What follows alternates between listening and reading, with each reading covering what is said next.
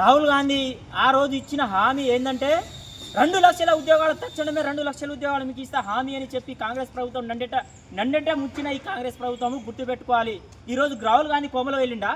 రేవంత్ అన్న మీరు కోమలు వెళ్ళిపోయినావా? తెలియదా? 3 లక్షలు అవుతుంది మీకు. ఈరోజు బర్త్డేగా గుర్తు సందర్భంగా కేక్ కట్ చేస్తున్నాం. సిగ్గుండాలి ఈ కాంగ్రెస్ ప్రభుత్వానికి.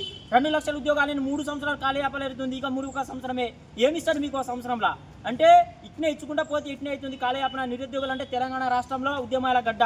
ఈ ఉద్యమం నిరంతరం కొనసాగుతూనే ఉంటుంది. ఈ చిక్కడి పని సెంట్రల్ లైబ్రరీనే ఇంటెలిజెన్స్ ద్వారా మేము ఒకటి చేస్తే ఒకటి స్పందన పోతుంది కాంగ్రెస్ ప్రభుత్వానికి. హూ అంటే మా మీద కేసులు బనాయించి అరెస్టు చేస్తూ ఉన్నారు. ఇది ఎంతవరకు కరెక్ట్? ఇది ప్రజాపాలన ప్రజా సమస్య ఉంటే ప్రజా సమస్యల మీద చేయండి మీరు. పాలన ఉంటే ఏమైనా ఉంటే, అంతేగాని అరెస్టుల మీద చేయొద్దు. ఇష్టం వచ్చినట్టు చేస్తున్నారు. ఈ ప్రజాపాలన కాదు ఇది. ఇది రజాకోరు పాలన కంటే హీనంగా ఉంది.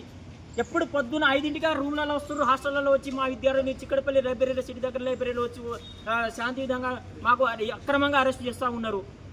లొకేషన్ పెట్టి ఎక్కడ పడితే అక్కడ అరెస్టు చేస్తూ ఉన్నారు. ఇదా మీ ప్రభుత్వం?